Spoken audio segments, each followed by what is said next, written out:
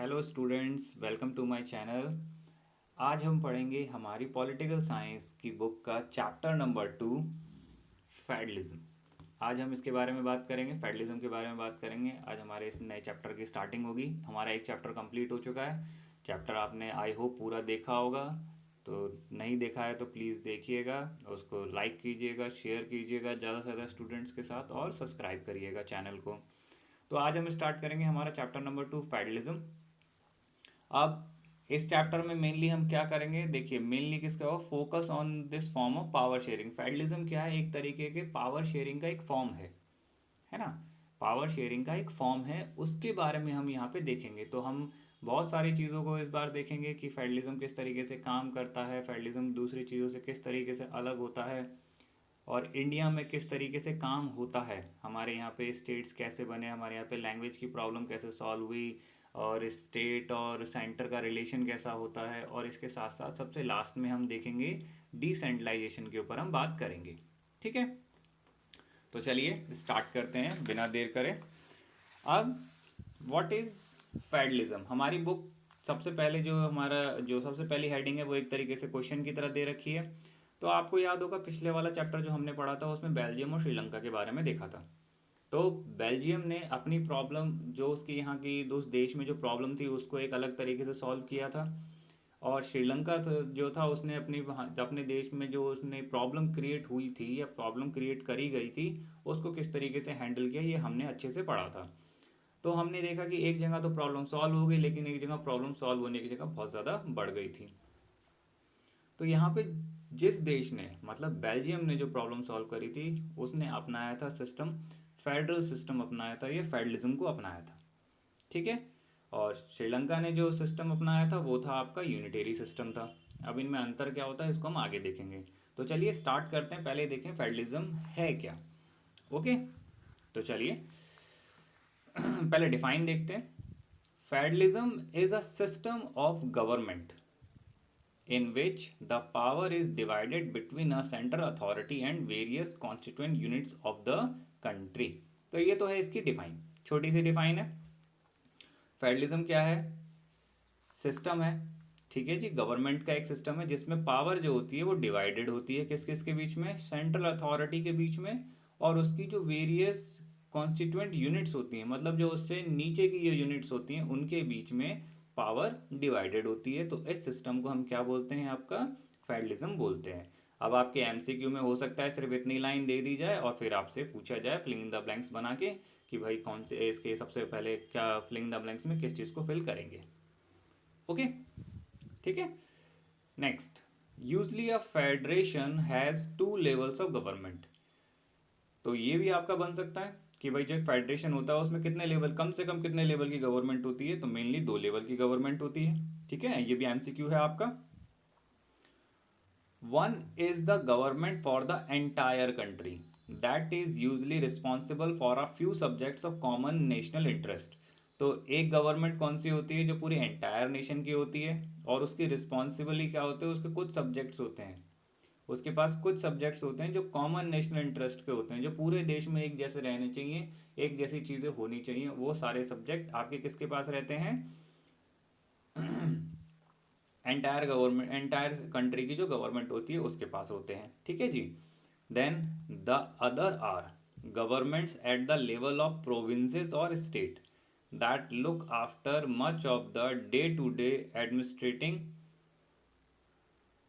Of their states. अब जो दूसरी अदर गवर्नमेंट्स होती हैं वो आपकी प्रोविजन या स्टेट लेवल की होती हैं। ठीक है, अब उनका काम क्या होता है, हर दिन स्टेट में किस तरीके से काम हो रहा है, किस तरीके से चीज़ें चल रही हैं, उनको ध्यान में रखना और उनको आगे बढ़ाना। Both these levels of government enjoy their power independent of the other. अब ये दोनों लेवल की गवर्नमेंट्स होती हैं, अपनी पावर को फुल इंजॉय करती हैं और बिल्कुल इंडिपेंडेंट होती हैं एक दूसरे से, मतलब कोई भी एक दूसरे के काम में इंटरफेयर नहीं करता है। ठीक है, तो ये आपको समझ में आ गया होगा, बहुत सिंपल सी चीज़ है आपकी। ठीक है, इसको अगर हम बहुत छोटे से वे में करते हैं, बहुत सिंपल करते हैं, तो फेडरलिज्म क्या है, गवर्नमेंट का एक सिस्टम है जिसमें पावर डिवाइड होती है सेंट्रल अथॉरिटी और कॉन्स्टिट्यूएंट यूनिट्स के बीच में। ठीक है, देन इसके बाद अब इसमें क्या होता है, 2 लेवल की गवर्नमेंट होती है, एक कहलाती है एंटायर कंट्री की गवर्नमेंट, और एक कहलाती है आपका प्रोविंस या स्टेट लेवल की गवर्नमेंट। ठीक है, इस तरीके से है, और दोनों ही गवर्नमेंट्स अपने राइट्स को अच्छे तरीके से इंजॉय करती हैं, अपनी पावर्स को, और एक दूसरे से इंडिपेंडेंट होती हैं। ठीक है ना, इतना समझ में आया आपको?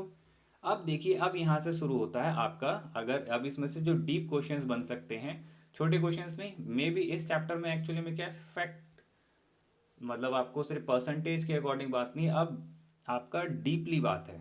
तो ये जितनी भी चीज़ें आपको, अगर आपको एमसीक्यू अच्छे से करना है तो डीप नॉलेज होना बहुत ज़रूरी है, वरना दिक्कत हो जाएगी। In this sense, federations are contrasted with unitary government. अब फेडरेशन और यूनिटरी गवर्नमेंट में क्या अंतर होता है, ये आपको समझना है अच्छे से। ठीक है जी।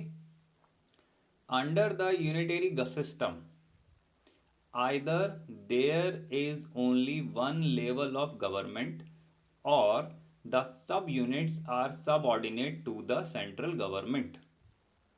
ठीक है जी। The central government can pass on order to the provincial or the local government.